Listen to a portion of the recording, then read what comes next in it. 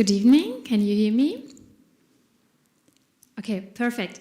Good evening and welcome to our panel discussion on human rights and the climate crisis. I am Marie Stahlhofen. Tonight I represent the Amnesty Germany coordination group on human rights and the climate crisis.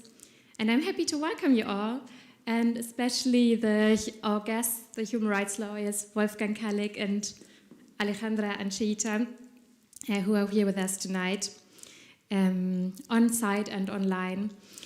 For those of you attending on site, unfortunately we are still in a pandemic, so I remind you to please keep your mask on and also keep your distance of at least 1.5 meters towards each other.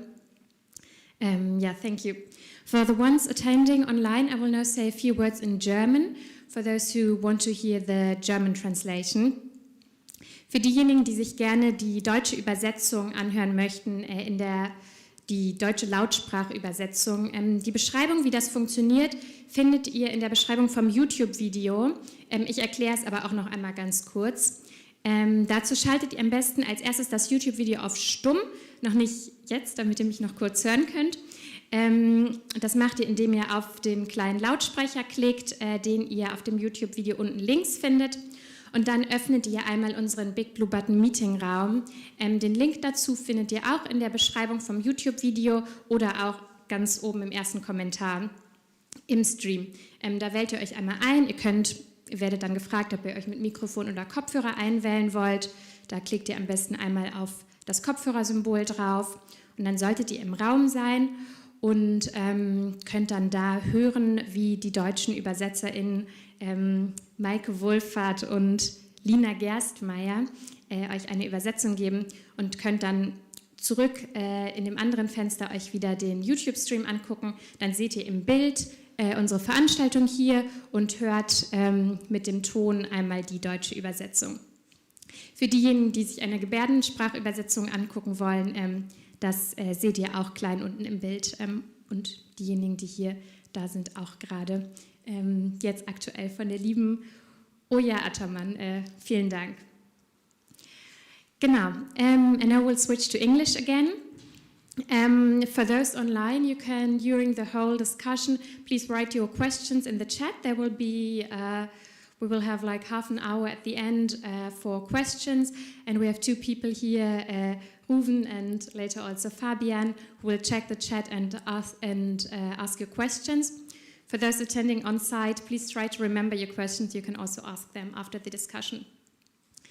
And now I just want to say a few words on why we thought of hosting this event and Amnesty's work on the climate crisis. The climate emergency is a human rights crisis of unprecedented proportions. At the current state of 1.1 degree global warming, we can already see the human rights harms that happen every day. To give you a few examples, Madagascar is currently facing the worst drought and famine in 40 years, leaving over 1 million people on the brink of famine. In Pakistan, heat waves have reached a threshold that surpasses the ability of the human body to cool itself down. As a consequence, cities become unlivable for humans. Recent floods in West Germany or also Bangladesh destroy homes and property and cause the displacement of thousands.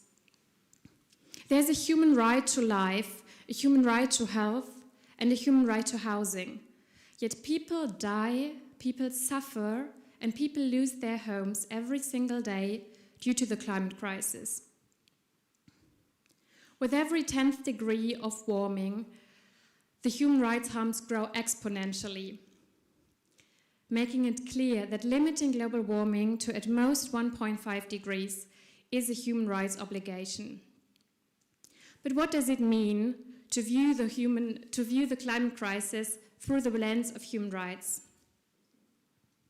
The concept of human rights applies the relation between an individual and a state who must respect, protect, and fulfill the human rights of those subject to its power at all times. In 2011, the UN guiding principles on business and human rights were endorsed, expanding the scope of human rights obligations to corporations. When we perceive the climate crisis through the lens of human rights, it becomes clear that not the climate crisis, TM, violates human rights, but that there are clear responsibilities. States and companies that cause or have historically caused huge amounts of greenhouse gas emissions violate human rights. And it is clear that the global north needs to act faster to fulfill its historic responsibility here. Moreover, viewing the climate crisis through human rights gives us an instrument to hold states and companies responsible to their human rights obligations, a fact that can already be seen on the amount of climate litigation that is based on human rights law. As Amnesty International Germany, we focus our work on the German federal government and remind them what their human rights responsibility is. We currently here have three main claims. The first concerns the mitigation. Germany needs to cut its emissions in a 1.5 consistent manner and quickly phase out fossil fuels to fulfill its human rights obligations. The second one concerns just transition. This means that all climate action needs to respect, protect, and fulfill human rights, putting the rights of those most marginalized, especially indigenous people, women, and people of color, at its center. And international climate finance. Germany needs to contribute its fair share to finance mitigation and especially adaptation measures in the global south, and additionally compensate those most affected for their climate-related loss and damages. Besides, we as Amnesty focus on protecting and uplifting human rights defenders that also fight the climate crisis or fight for environmental and land rights, and put pressure on governments to ensure their safety and protection. More on why we view the climate crisis as a human rights crisis and which claims we derive from that can also be read in our report, Stop Burning Our Rights, which you can find online or also posted on our Twitter account or in the link to the YouTube stream. And that's all I have to say for now in our position on the climate crisis. And I will now hand over to Annelien, who will moderate the discussion. Annelien is our expert at Amnesty International Germany for human rights and the climate crisis. And she has also worked at various human rights organizations before, including the ECCHR. So I'm happy to hand over to you. Great. Thanks a lot, Marie, for the great introduction to our work at Amnesty International on the climate crisis. And also a very warm welcome from my side to all of you here in Berlin and also to all of you who are listening to us in the stream. And I now have the pleasure to invite our two dear guests and dear colleagues who I've had the pleasure to work with in various capacities over the last few years. Alejandra Ancheita, next to me, is a Mexican human rights lawyer and activist. And she founded and is leading ProDesk, a Mexican NGO guided by an innovative concept of combined human rights research, advocacy, litigation, but also community organizing and education. So it's really, really wonderful to have you here and at that in Berlin. Warm welcome to you, Alejandra. We also have with us Wolfgang Kaleck, the founder and Secretary General of the European Center for Constitutional and Human Rights, ECCHR, an NGO based here in Berlin, but working globally using legal means to hold those responsible for human rights violations to account. And he also recently published another book, The Concrete Utopia, where he addresses various issues, which I hope we can also get to tonight, thinking about strategies. Warm welcome, Wolfgang. Great. So let us have a conversation between the three of us first, and then we'll open the floor to questions from the audience, so please do keep in mind any questions you wish to ask and let us know via the chat as well.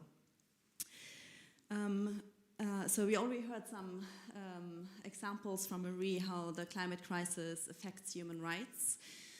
And the right to a healthy environment, or a healthy environment including a safe climate, is really the precondition also for many, many human rights. And most importantly, also economic and social rights, which are severely impacted by the climate crisis. And as the name of the organization you lead already says, you focus a lot on economic and social rights. So I wonder whether you could share a little bit with us your perspective on why it is important that we recognize the climate crisis as a human rights crisis, and maybe also where you see differences and similarities with other systemic human rights violations.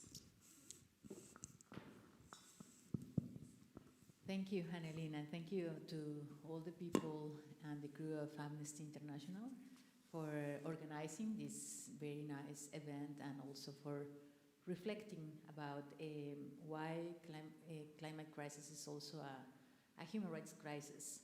As Annelien, and I have to say that it is also a pleasure for me to be in the same space with my dear colleague and friend Wolfgang Kaleck. He's always doing this eyes like this.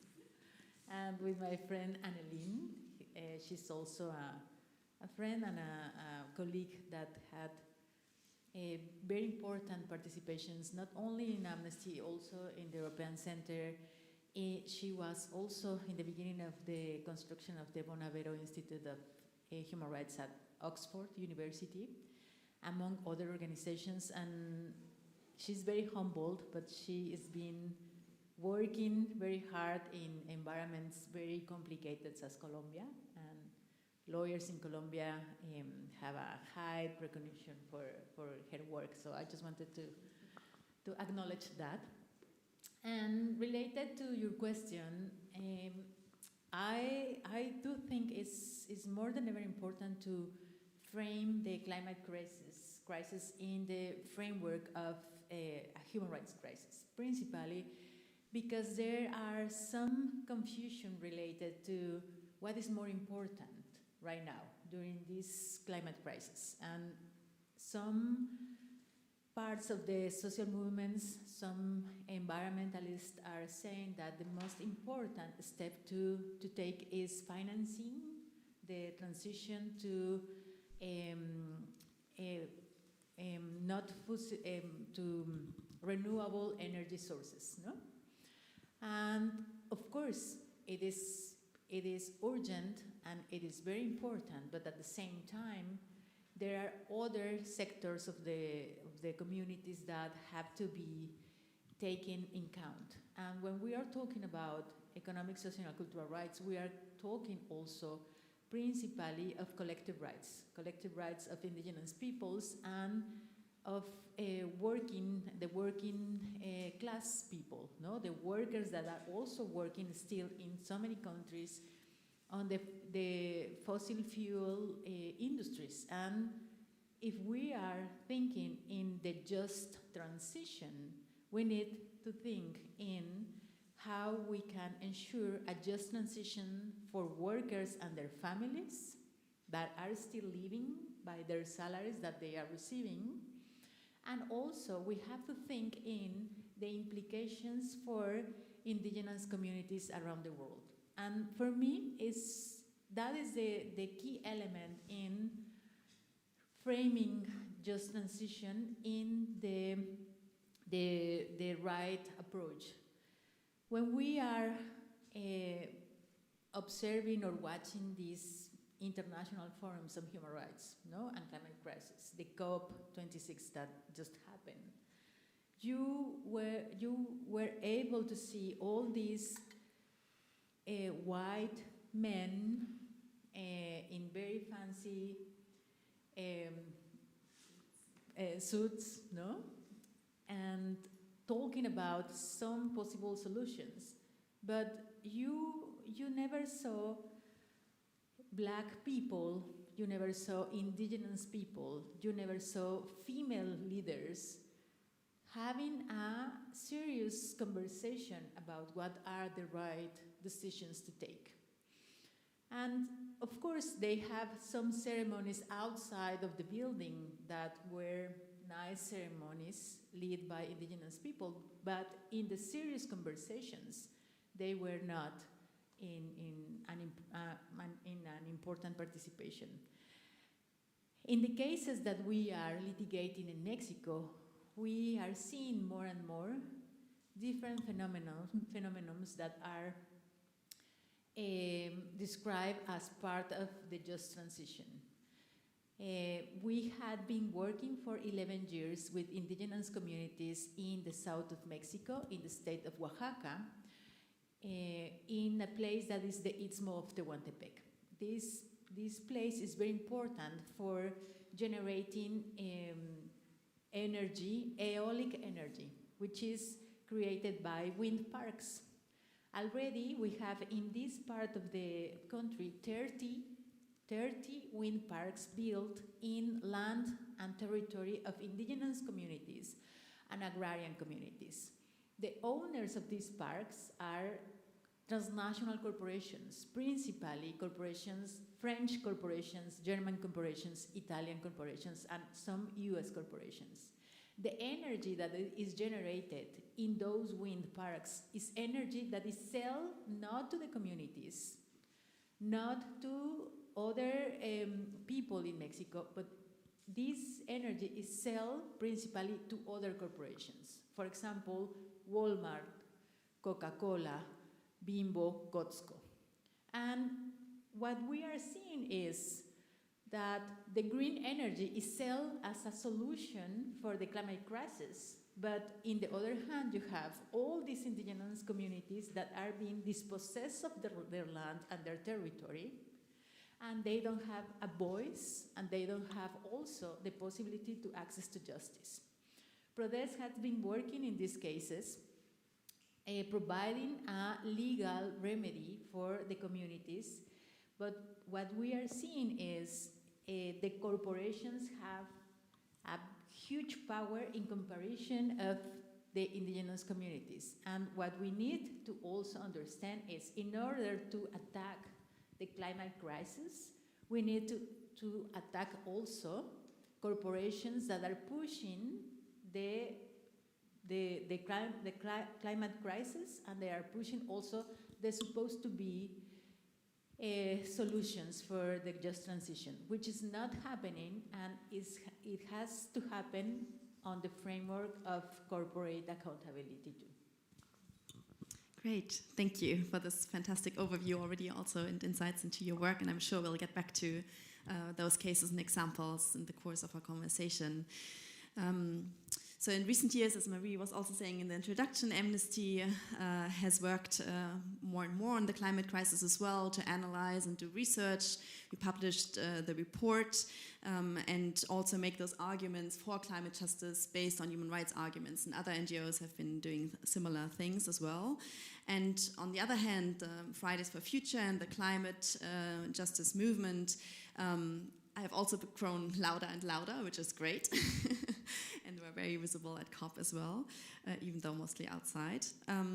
But sometimes the climate activists have started picking up human rights arguments as well, but not often. And sometimes we still see that those struggles are very much separate and not united yet.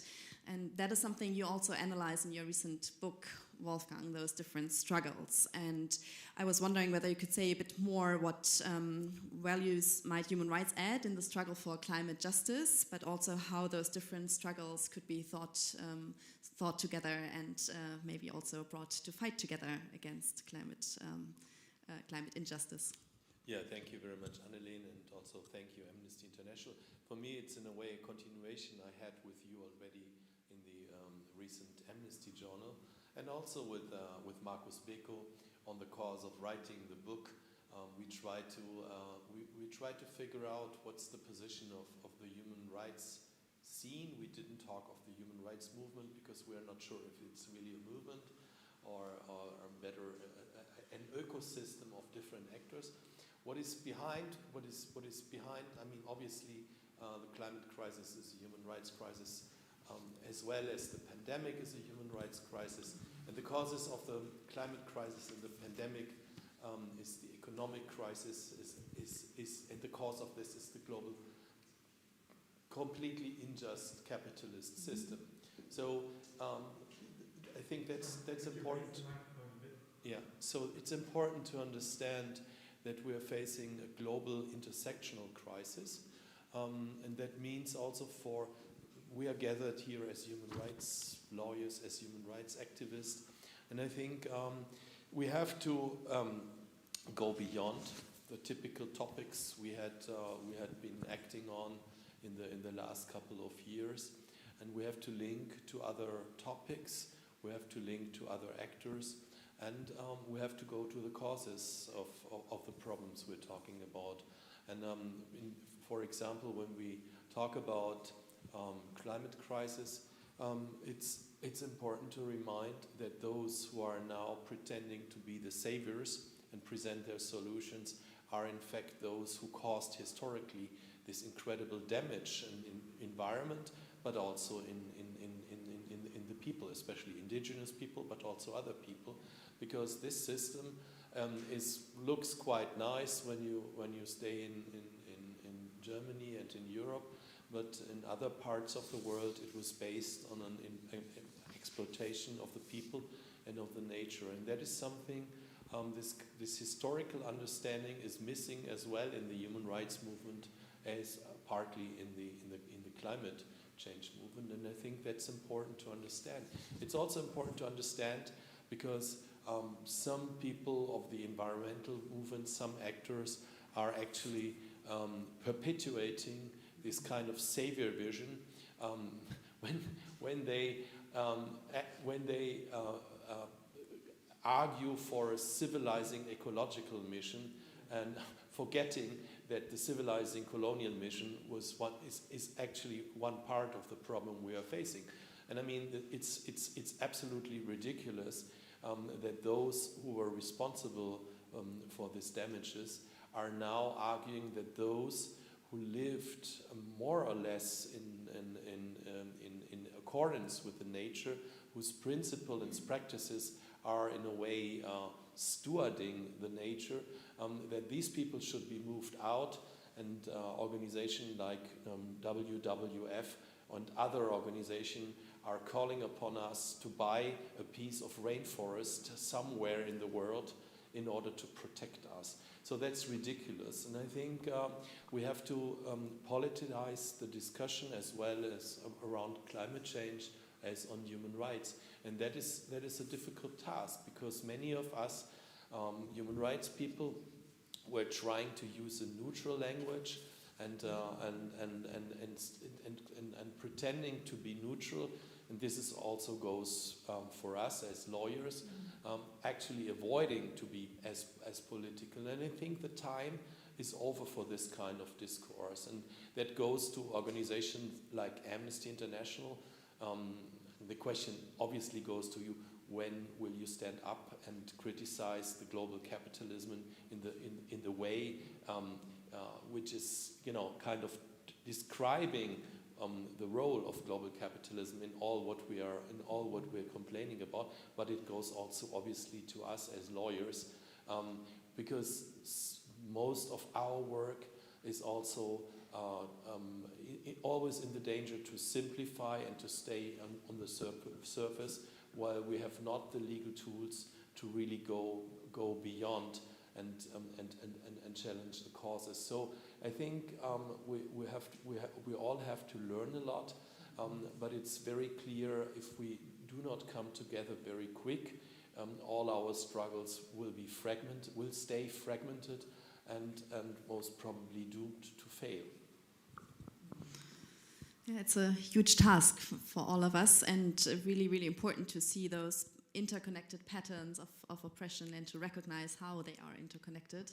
And that is also something which I think you, Alejandra, and Podesk has really as part of its vision to have that intersectional approach. So could you maybe share some examples from your work as well? Yes, I agree with the reflection of Wolfgang and the urgency to connect the work of human rights with different approaches. No? One of those approaches are the intersectional approach, and how the human rights applies in different ways to different people.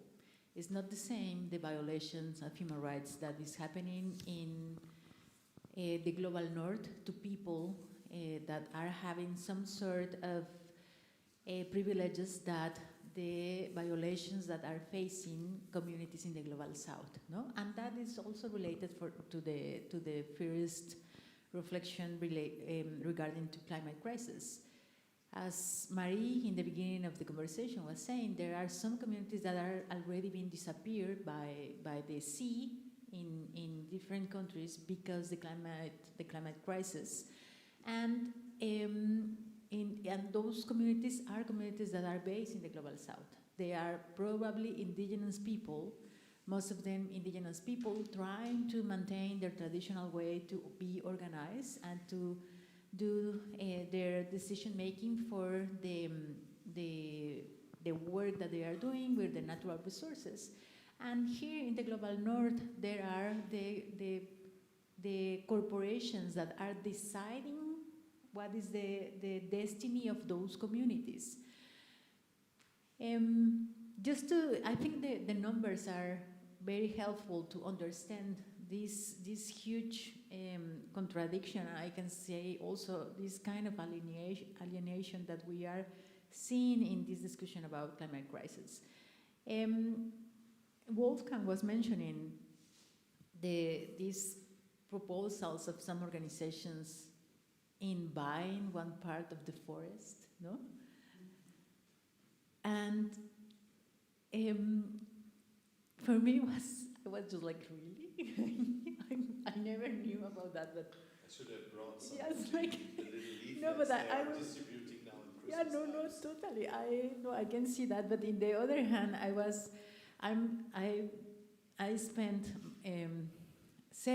more than 16 years, more than 20 years working with the indigenous communities.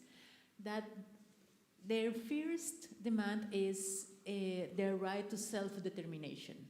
What means self-determination for indigenous community? Self-determination for indigenous community from an economic perspective means that they are the owners of their land and their natural resources, and they can decide how to exploitate their natural resources. And they can decide how to go in an economic development. It could be aligned to the capitalist model or not. But that is the center of self-determination. What we have been seeing is that most of the communities are still fighting for recognition, legal recognition of self-determination within the states. And we saw also the data that the 86% of the biodiversity is still being saved by indigenous communities around the world. And the indigenous communities around the world are only the 6% of the entire population.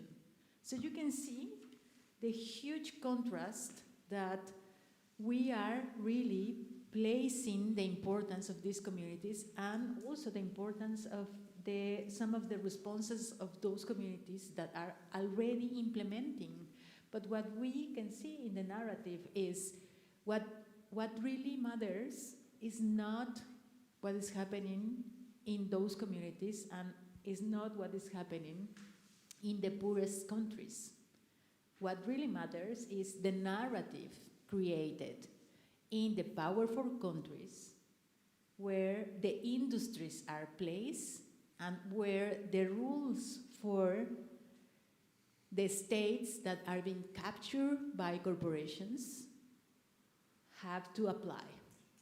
And that is very dangerous, I have to say. I think that is a real crisis, no? So if we are not able to apply an intersectional reflection and also to underline what are the real actors in the climate crisis, we will just be repeating ourselves one and again and making excuses about why we were not able to have a real answer for this crisis. And I think that is the danger for human rights defenders and for the traditional activists around the world. What, in the other hand, we are now seeing social movements with very important proposals. You already mentioned the young people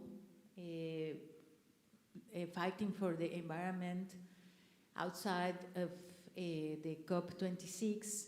We have indigenous movements around the world that also they are also pushing for the changes that we need. And the other social movement that I think is very important, and Wolfgang was mentioning these two other movements, are the feminist movement around the world. Feminists are for decades and decades being able to talk about inequality and subordination and domination, and we are being able also to build answers, political answers, not only nice answers, but political answers. And the other social movement that is really, really important and is touching other intersections in the political reflection are the Black Lives Matter, no? Because they also show us that not all people matters for the decision making. And that is a political reflection that we need to make when we are creating strategies for the defense of human rights, and also creating a political narrative within the human rights narrative. So that is some of the approaches that we are developing in our work in Mexico, but also working with other organizations and other communities in Latin America, in the US, and also in Europe. And also the European Center for Constitutional and Human Rights, so I know you have many joint projects as well. And I think for you it's always been really important to have those kinds of collaborations with the Global South and with people directly affected at ECCHR for your projects. And also, as you were already saying, we need to politicize also our language as human rights lawyers, but also you still continue to use the law. And so before we maybe turn again to the more strategic conversation, let me go back a little bit to climate litigation, as Marie was also mentioning it. And there have been some really, really great wins as well in recent months and years. For example, with the cases in the Netherlands from Shell, or also in Germany with the Constitutional Court case half a year ago, where courts have stepped in and told governments, especially those most responsible, as we were saying earlier, to live up to their obligations and to have more ambitious mitigation measures in place. Some cases are starting to also deal with the issue of just transition. And all those issues, of course, are also things we try to push for at Amnesty through advocacy. But as you were saying, it's also sometimes frustrating to see the outcomes of such big summits like the COP in Glasgow, where they do not include human rights as a guideline for just transition or for dealing with the climate crisis. But with the climate law or climate litigation examples we have seen, human rights were included as an argument, and those languages brought together. And there has been an increasing body also of pronouncements from the regional human rights courts or the UN treaty bodies. There's been recently the UN Declaration on the Right to a Healthy Environment, so things are happening. But that was the context you were explaining earlier, which we have to keep in mind with the historic responsibility and being critical and having a politicized opinion also on the structural issues and inequality. what role can litigation actually play in all of that?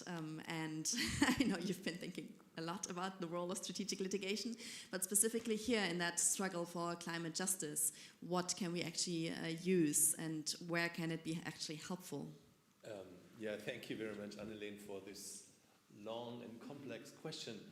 Actually, you reminded me to answer your first question before, and that was the question about you said the value of human rights, and you mentioned my thoughts around the concrete utopia of human rights.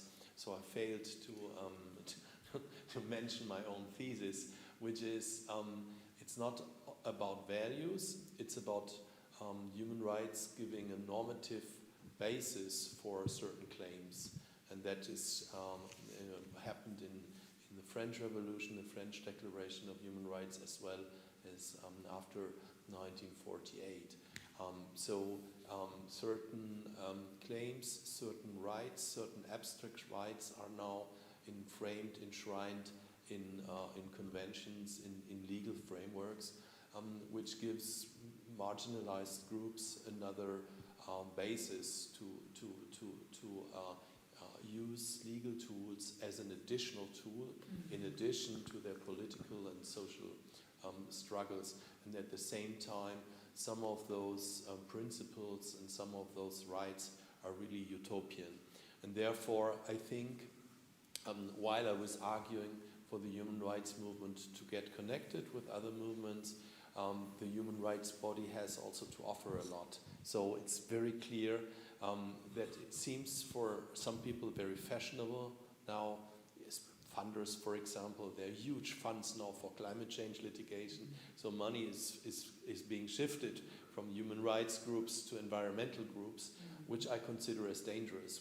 We have all reasons to maintain and to enforce human rights, because they can add a lot to the struggles. Your question around litigation is quite difficult, because I can only reiterate what Alejandra was saying.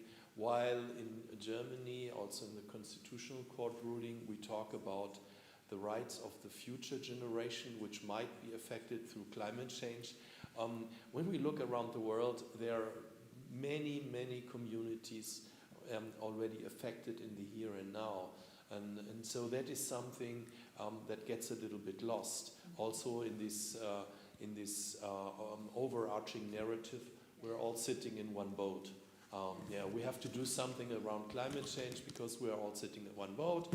It's playing the young generation against the old generation, while I would say we have to look into the question of power, and the power lies as well in the global south as in the global north. So we have the global north in the global south, and we have the global south in the global north.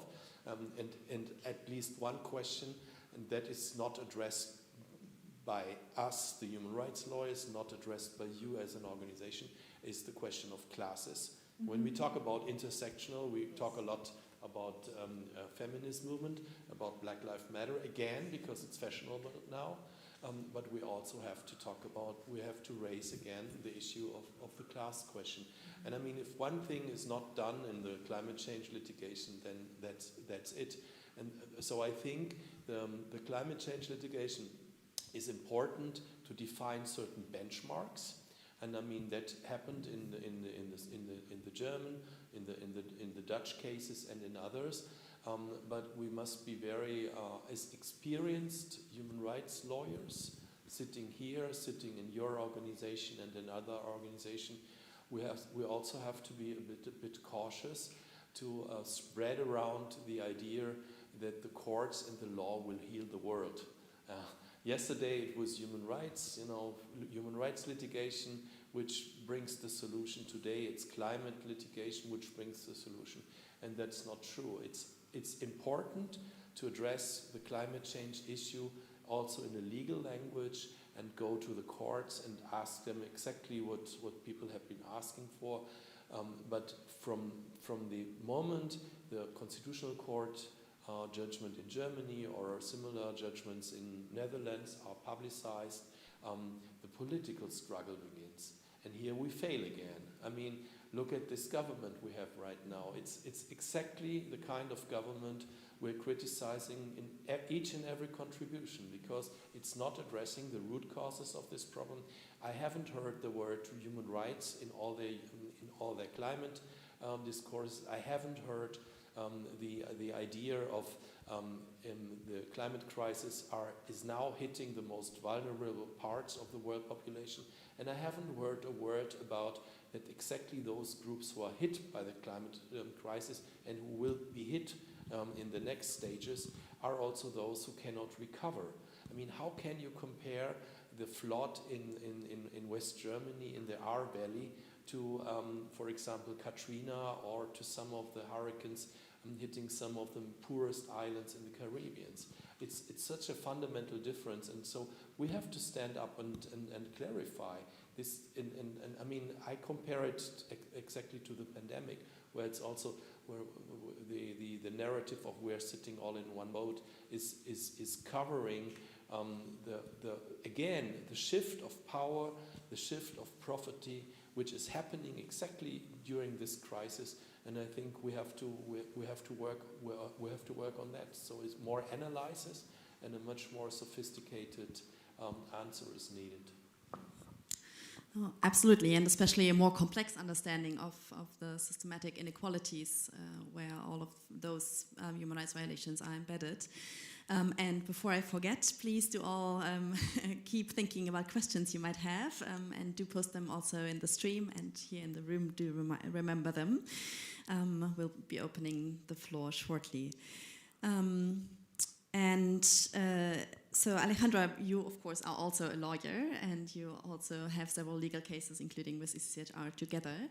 And from what I know from your case, and you already mentioned the EDF case as one example, the wind park, and you brought a case in France under the concept of a preventive approach, really focusing to try to prevent human rights violations which are about to happen, which are already happening, or possibly, as we just heard, it's also often about the future generations as well. So could you share a bit more about that case and also the whole concept of preventive human rights litigation or human rights work? Well, just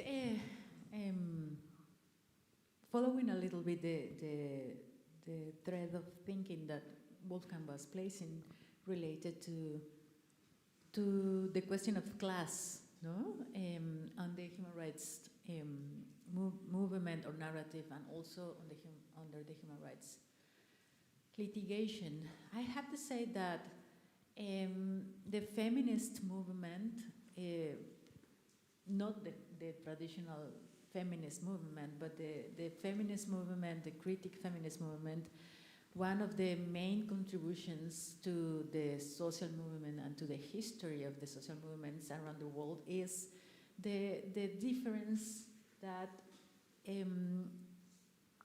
women are having to face when we are in economic disadvantage. No? All the discrimination that women are facing, it is principally based on the class discrimination. No?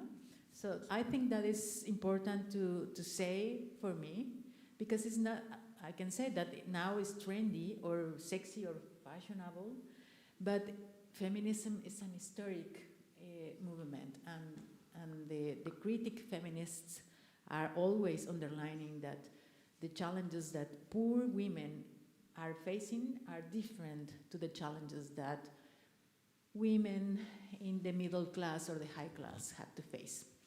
The other part around the movement of Black Lives Matter is also related to class, principally because one of the main arguments that Black Lives Matter are raising to the narrative is that Black lives doesn't matter to white people with power, principally because they are poor people, not necessarily because they are only Black, no? So I think that is another element, is another intersectionality that Black Lives Matter are also placing in the discourse. And in our experience, We as an organization of human rights in Mexico, we have been working in defense of economic, social, and cultural rights, principally in the defense to the land, territory, natural resources, and labor rights. And in our work, the defense to the land, territory, and natural resources is not only against the Mexican government and the lack of protection to indigenous communities, but also against to the presence of corporations, transnational corporations that are developing mega projects in Mexico and are affecting, of course, the rights of indigenous community. One of the cases, we had been working in the mining industry, working with communities affected by mining industry. We have been working also with the oil industry, and the most recently work that we have been doing is with the energy industry.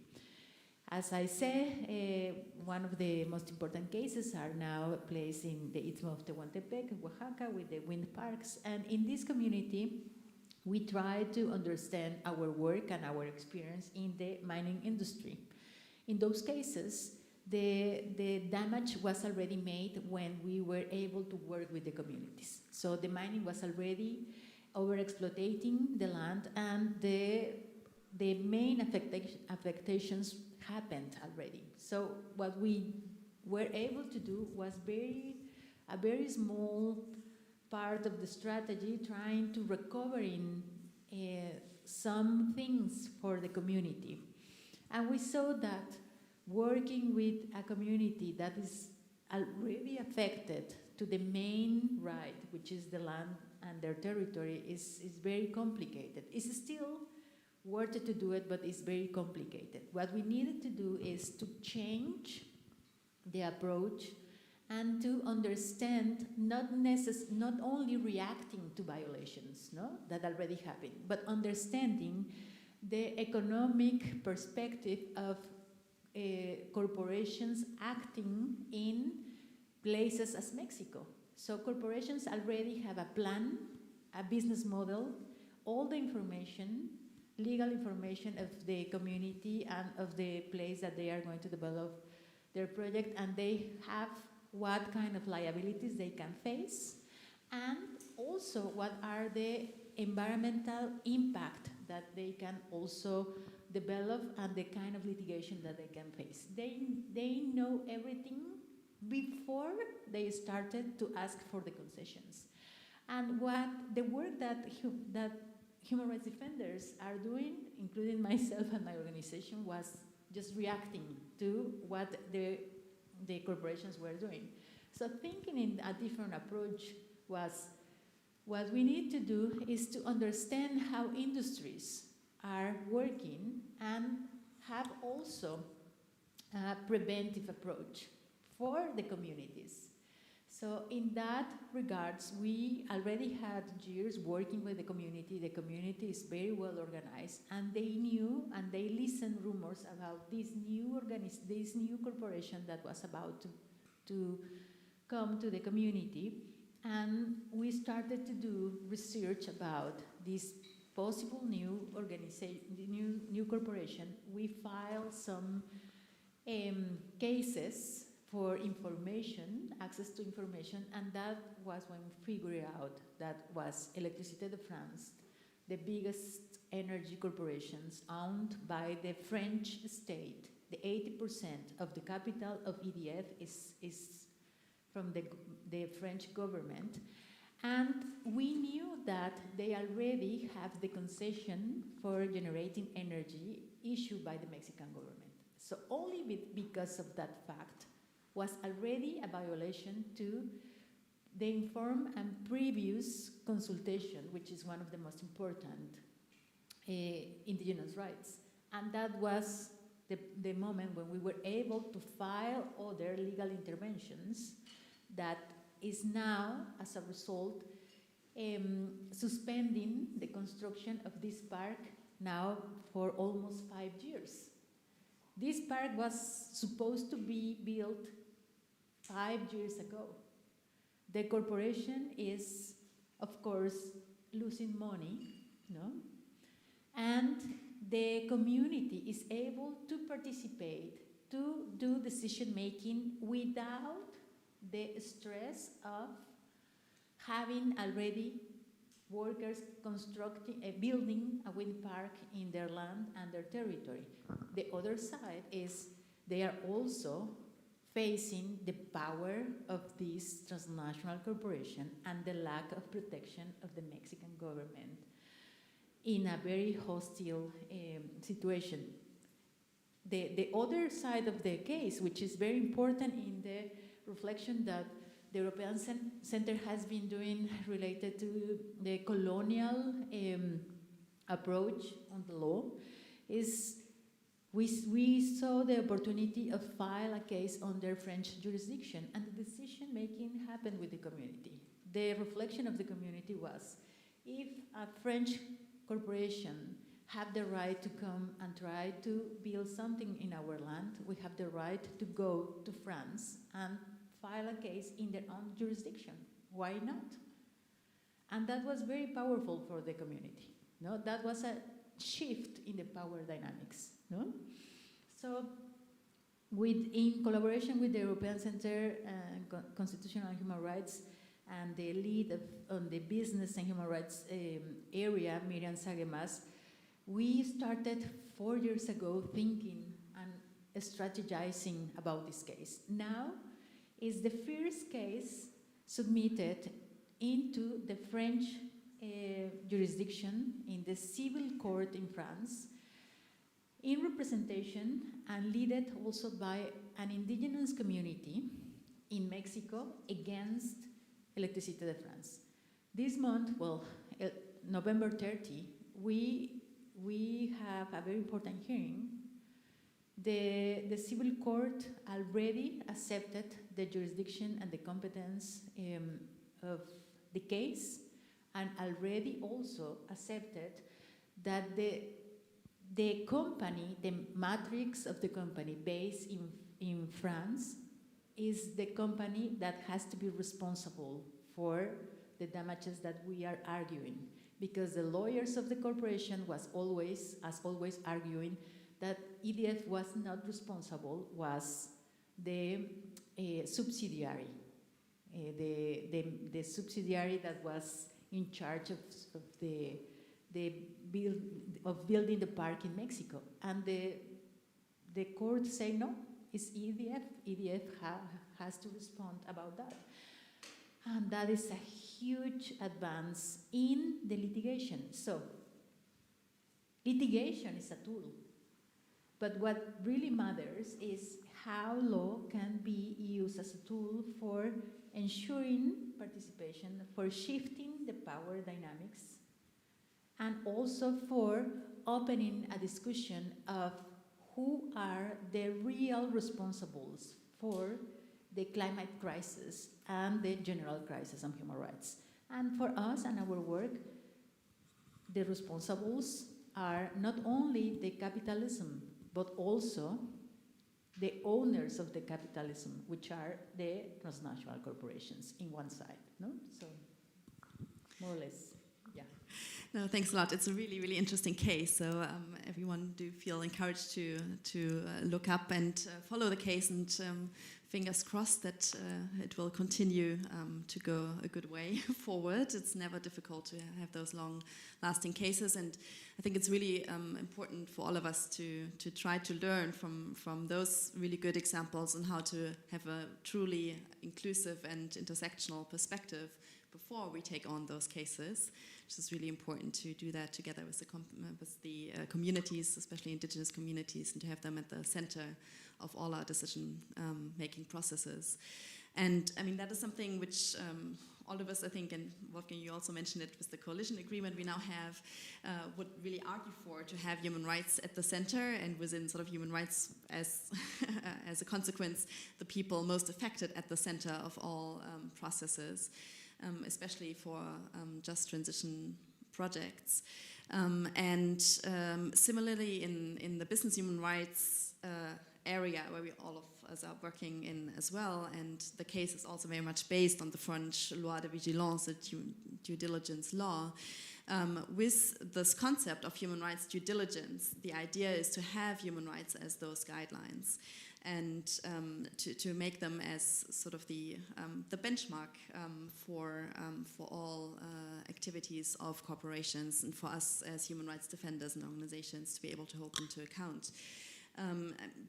Do you see how how that could be really a helpful tool, and do we need more to strengthen that tool of human rights due diligence to also include more environmental due diligence in those laws, for example, in the German law as well, or the French law, or the upcoming EU law? What are your thoughts on that, maybe Wolfgang? Yeah, I mean, first of all, what Alejandra just explained is actually marks a huge step forward in litigation.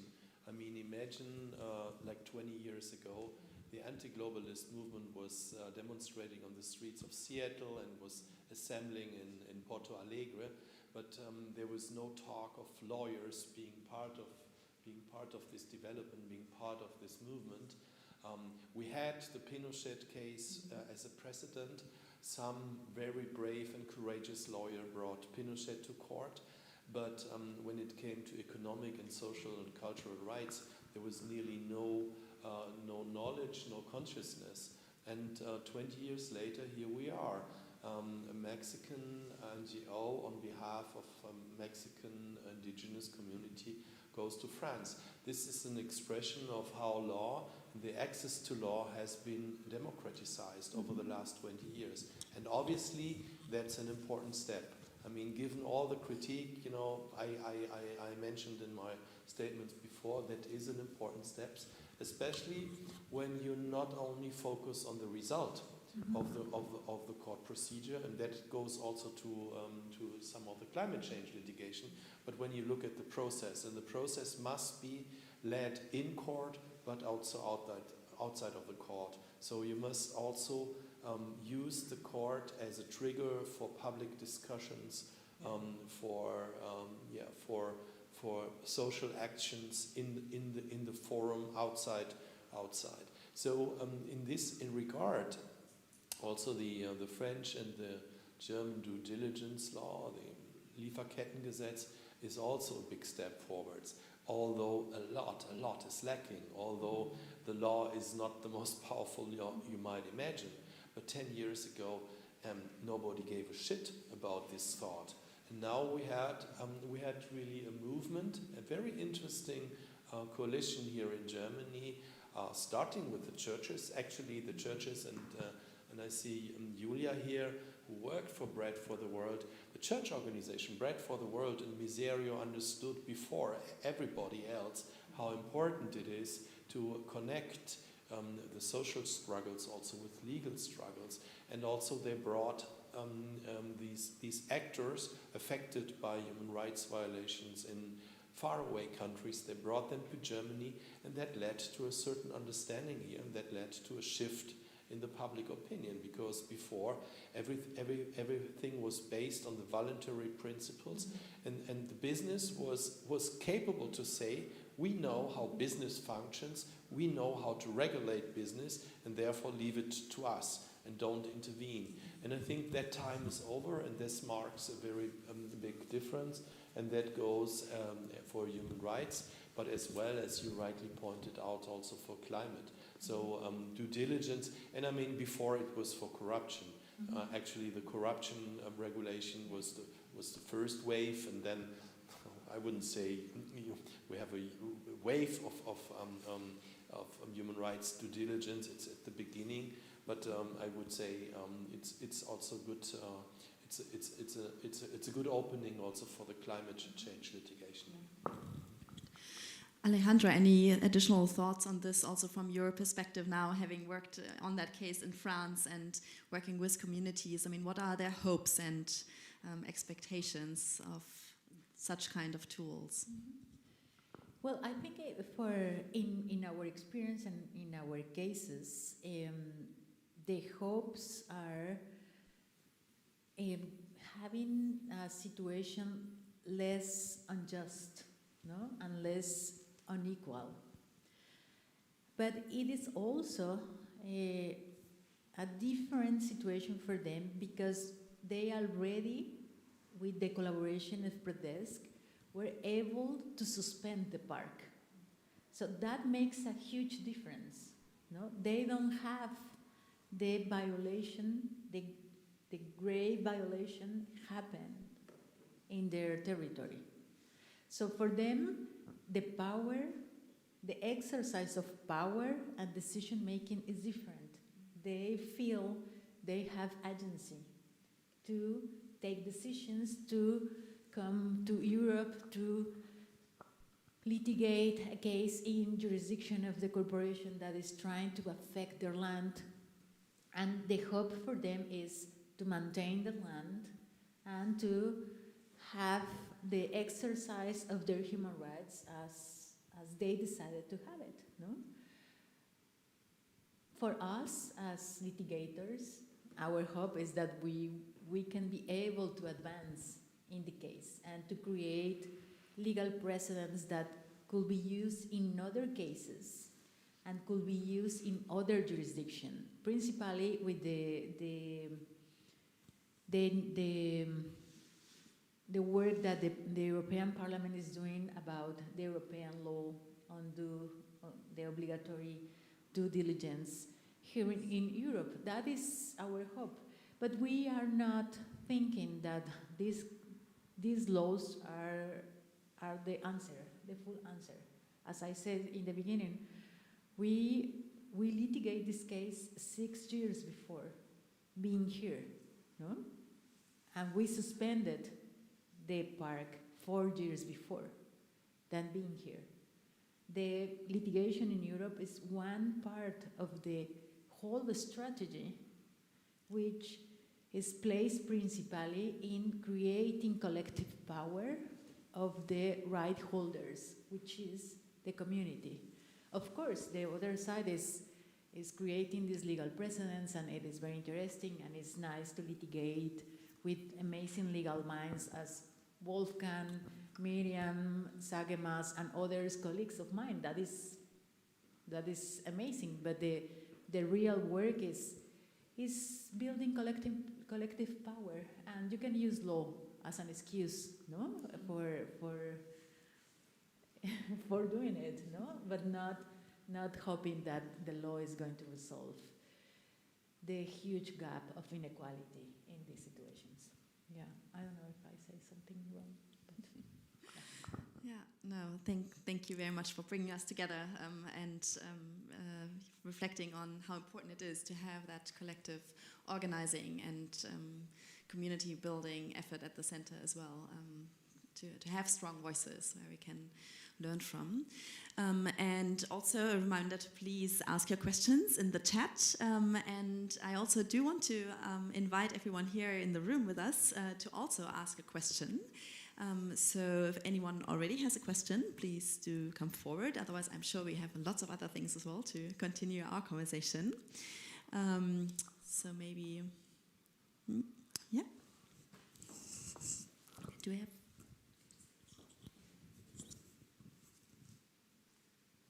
Thank you, Annelien. I just have one question. I don't know who of you wants to answer. Maybe it's to both of you, because you were talking a lot about the responsibility of corporations and business, and the topic of business and human rights, and also about your case, how you tackle the French company. And I was wondering, what do you think is the most effective way, really, to tackle business? And because our goal is that what we want to achieve is for them to change their business practice, after all. And I don't know if human rights litigation is the way to achieve this, or what other ways or instruments are there to really, I don't know, harm them and make them change their business practice. Because right now I feel even if we have a success in court, it doesn't really lead to a greater success, that we know that this human rights violation won't happen anymore. Mm-hmm. So if you have any ideas on that, please. share. I also want to comment on something, Annelien, you said, but I also want to say something on what Marie was just asking. I think it's wrong to frame all of this as their struggles. The communities are in the center, the movements somewhere abroad are leading the struggles, because I think it's also our struggle. The struggle against corporations is our struggle against unjust societies. The struggle against the colonial, post-colonial injustice, racist societies, also our own struggle. And I think that is something very important, and that is then I come to the answer to your question, Marie. If we continue to frame all these struggles as the struggles of some people elsewhere, you might win some coalition partners within the churches, probably not so much within the trade unions, especially not among those who are not even organized within the trade unions. And so we have already a certain level of division, of friction, of social inequality in our countries, and that is something the extreme right is profiting extremely from. The extreme right is framing, and they have this paradigm of us and them, us and them, us and them everywhere. And so they were very successful in telling unemployed people and not well-paid workers in our countries that they belong to the us, because they framed it as a national struggle. And so I think the best way to combat corporate power is to connect struggle in countries like Mexico, like India, with struggles here, which is incredibly difficult because obviously we're not speaking the same language, although we're speaking the same language. But I think there is no way not to do it, because otherwise we're facing situations like like after the election in the US, but also after the election here, where we have in fact a flavor of social democratism, of social democracy, a flavor, but not much more, and a very big, strong flavor of continued neoliberal politics. And I think we have to be, in order to fight corporate power in Mexico, but also in our countries, we have to connect more to the struggles here, and that was not particularly our strengths in the last couple of years. I'll also let you answer, Alejandra, but maybe I can also add, what would you, because sort of picking up from where you ended your last statement on the issue of inequality and how to actually tackle that, and I think that is really also connecting what Wolfgang was just saying, that we cannot just take it as someone else's struggle. I think all of us need to be affected and really brought to act and be a part of struggles and to think those various complex issues together. What would be your recipe for actually uniting those struggles and having a true impact against inequality and for more corporate accountability? Ay, Diosita Santa. Yeah, it's a very complicated question, but I would like to answer in the way that also answering the question of Marie, no? And I think this is a conversation that Wolfgang and I have already been reflecting about. What is our role, no, in the struggle as human rights lawyers, and if it's efficient or political enough to say their struggle, our struggle, people that we are working with are our people, no? And For me, is principally the reflection of what is my, even when I am a Mexican middle-class woman, in some places I can be labeled as a woman of color, no? In other places not, depends where are you moving. I have privileges. I have privileges when I'm working with indigenous communities, no? And I have to acknowledge my position in the ecosystem, and I have to acknowledge that the struggle, the leaders of the struggle are the indigenous communities. And I am also part of the struggle, but I am not the protagonist, no? And that is a huge difference in the narrative. It's still, I am politically committed to this kind of a struggle, but it is very important for me when I am explaining my work to making the difference. But I can understand that it's also a narrative that can be catched by the extremist movements and used against us. And related to your question is, I think it's movements are already working together in some moments of the struggle, and it's happening historically, no? What it is important we don't need to. What is important to think is, if we are deciding to work in tackle the abuse of the corporation power, yeah, litigation is important, and you can win the case on the court, but even the implementation of the sentence could be very deficient, and you are not really winning what you are fighting for. But as you said, what really matters to corporations, we all know what is it, no? And it is money, losing money. So there are others tools for really have corporate accountability, which is corporate research, knowing very well which kind of industries you are going to tackle. Having the financial information, using not only the human rights law, but also the commercial law, administrative law, being a very efficient and well-prepared lawyer, having advocacy with stakeholders, knowing who are the investors of those corporations, sending information to those corporations, knowing that this kind of corporations has to publicize the information about litigation every 3 months.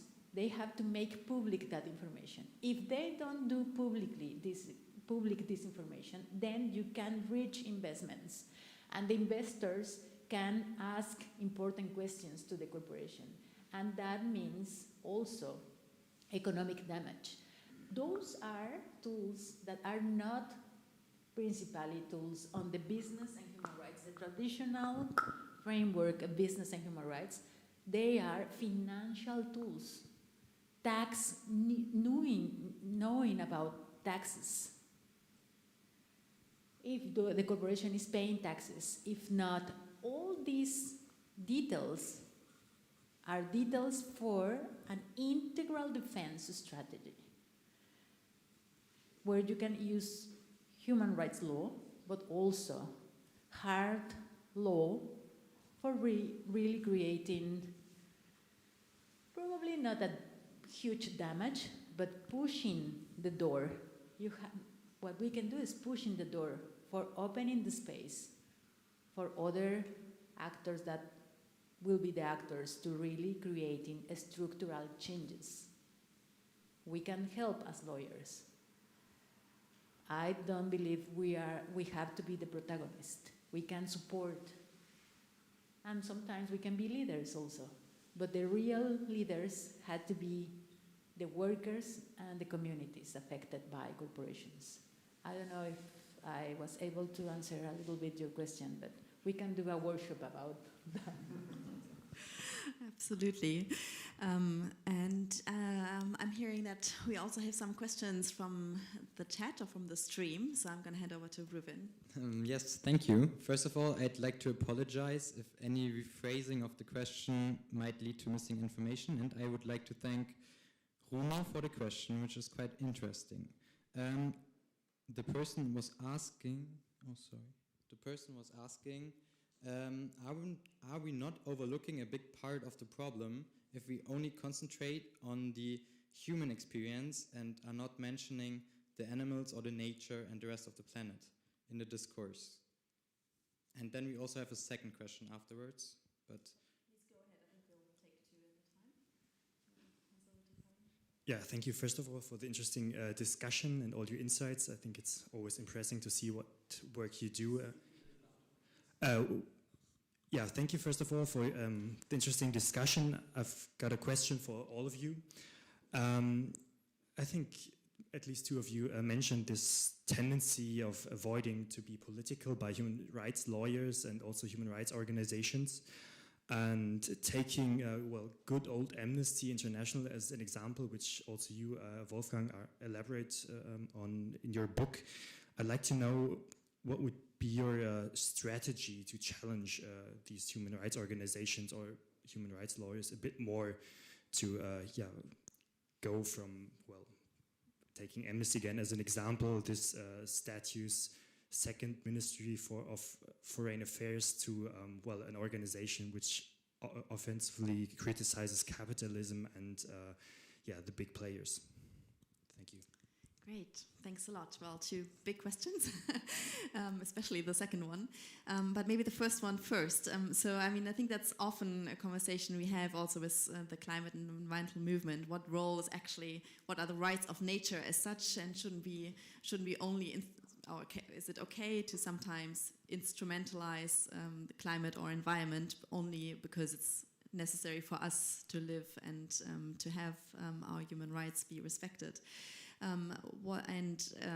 Maybe I can link that also with another question of mine, which I find really interesting as a development, again, sort of using legal tools, was recognizing the rights of rivers, of the Amazon. There have been really interesting cases in Colombia, but also in India.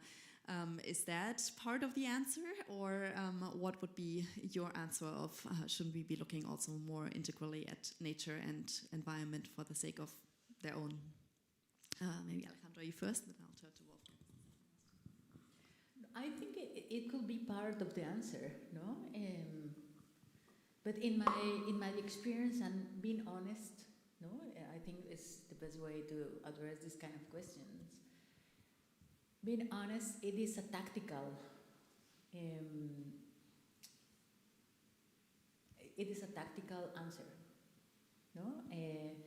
If it's useful, you can use that precedence.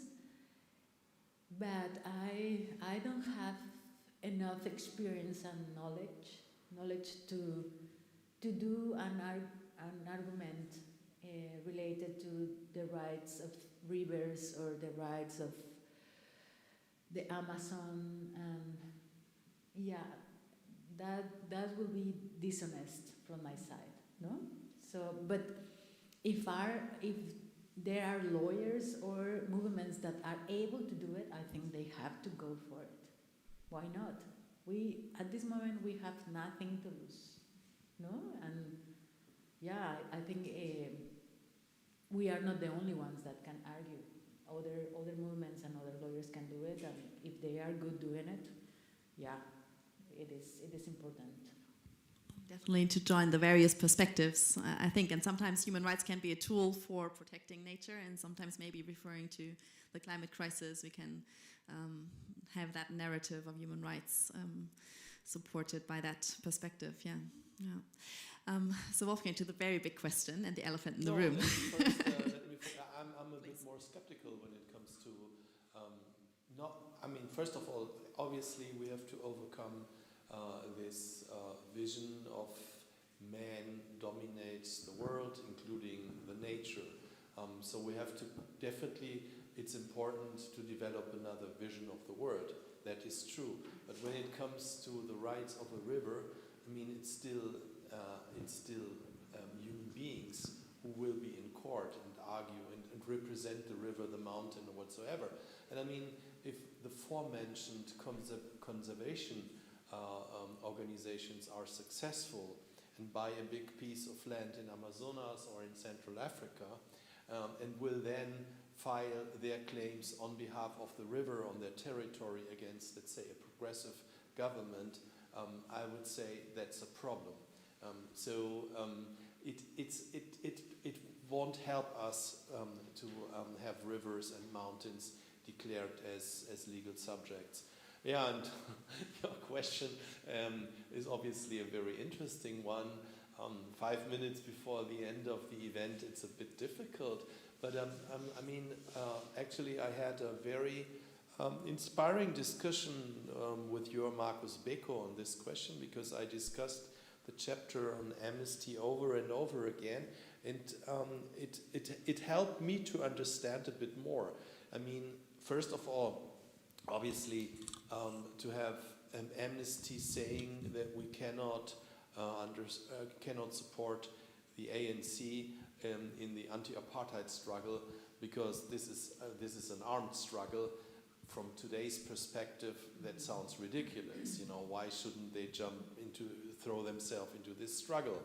But I also came across Gerd Ruge, who recently dies, one of the founders of Amnesty International Germany, and he said the pure existence of an organization, who declares it is important to focus on the rights of political prisoners as well in the East and the West and in the South, was something countering the dominating narrative, especially in the 60s, especially in Germany and other Western countries. So I think the amnesty is incredibly important, because it is an organization which is acting worldwide, and it's a membership organization. And so when I say we have to politicize the movement, it's also, calling upon you to change amnesty from the inside without let's say, questioning the existence of amnesty, because I think it's important to have organizations like Amnesty, even like Human Rights Watch, whom I'm also criticizing. But I mean, if my lawyer's friend in India from Delhi or from Bombay has a problem, I'm not going to the activist next door. I will go to Amnesty, I will go to Human Rights Watch, and I will ask them to go to the governments and try to achieve the release of my human rights lawyers friends. And so in a way, this is an understanding of the division of labor. To understand that we have to develop an ecosystem of very different actors, where Amnesty, where Human Rights Watch, and even institutional actors plays a role, because without institutional actors we won't achieve something on the long run. But it's also important to understand that it has to go together with critique, and sometimes fundamental critique. So I can go to the Foreign Ministry of Germany and ask them to, fly in 50 human rights defenders from Turkey one day, and the next day criticize them for their terrible position in the reparation question towards Namibia because of the Herero and Nama genocide. And I think that's an understanding we have to develop. That critique belongs to this debate. And I think Amnesty, in fact, made a big step forward in this regard, because I think despite the state of the organization, of the center of the organization in London, I observe more and more organizations of the level of the basis, and I also observe Amnesty functionaries who are inviting this kind of critique. And then I would say, you have also this. You said the good old organization means also the good old members who have another understanding of how this organization should function. But I mean, I think that can be a very fruitful confrontation if you lead it in the right way. But there is no way not to have a confrontation. There is no way not to have a critical discussion about this. Great. I think, yes, we have come quite a long way from the very beginnings, but lots more to do for all of us. And really good to have those conversations here, and we need to have them within the movements, within each of our organizations. Maybe as a last word, and I'll take yours as a last word already, Wolfgang, if that is okay, given time. But Alejandra, what would be your hopes for us if we meet again in, say, 10 years, for us as human rights organizations, as Amnesty, as ECCHR, from your perspectives, where should we have arrived at through those confrontations and conversations? Well, I think in 10 years, I hope Wolfgang, you and myself are in other places. No? I hope that in 10 years, the new generation of people leading the struggles will be placed in these conversations, and they will be the ones dealing with the new generation, talking about the lack of political approach, the lack of intersectionality, all the bad things that we are not able to address. I hope that this new generation will bring more discussions, more critical approaches, but also more intelligence in doing the critiques, because part of what we are seeing in our generation is critiques are leading to divisions, and divisions among the social movements and the political movements that are trying to progress against inequality is very hard to fix right now. We are still trying, but it's very hard. So the hope is that you can maintain the critiques, but in a constructive way, and you can really build a collective approach, and you can really build collective power. No? That is not romanticizing the social movement. It's really thinking in a different pattern. It's not about individuals. It is about knowing and recognizing the other as the other, and being able of being comfortable with the uncomfortable. That is very complicated, and that is something that we are not sometimes able to do. And I hope in 10 years you all will be able to sit in the same table, ask the hard questions, and also build the difficult answers for what you will be facing, no? And I will be sit there listening what you were able to do. So thank you so much. No, thank you, Alejandra and Wolfgang. And I would love to have those just as the very final last words, but I do want to have some final thank yous. So first of all, thank you to the Haus der Demokratie und Menschenrechte, which is hosting us tonight here in Berlin. But also to the main organizers, Jakob Niels and Marie Stahlhofen from the coordination group, the volunteer expert group of Amnesty Germany, and the whole team. We've had the fantastic people taking care of the stream, of the questions on Twitter, on social media, everyone who's making this possible. And there are lots of small details, so a huge thank you to all of you. It was fantastic to be able to have this event. And a huge, huge thank you to our translators who have had a really tough job to translate those hard, difficult conversations, topics. And that goes both to the two here in our room, translating into German Sign Language, but also to the two online translating into German spoken language. So a huge thank you to them. And also to those of you who make it possible that we have everything online as well and can have an audience across the world. So a huge thank you also to our tech support and to the whole team. A huge thank you.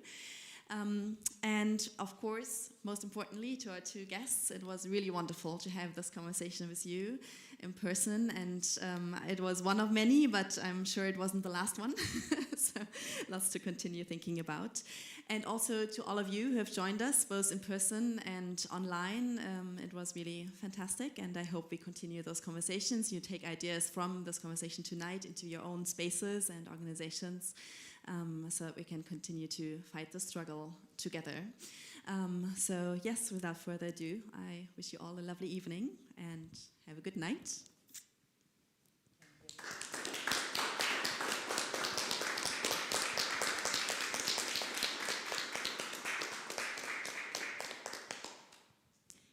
Thank you, Annelien, for issuing the thank yous so wonderfully. And of course, as the organizing group, we also brought a little extra thank you to all of you, which I will just give to you in a second. Sorry.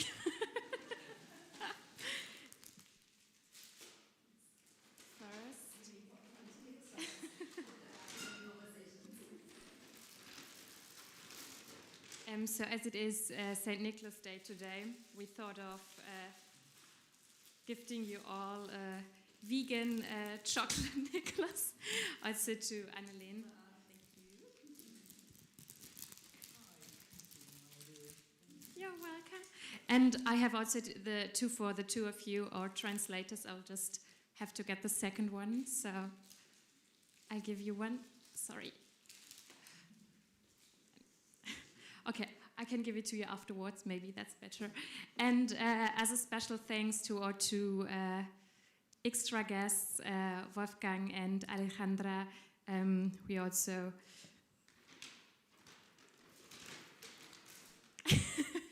got something else for you.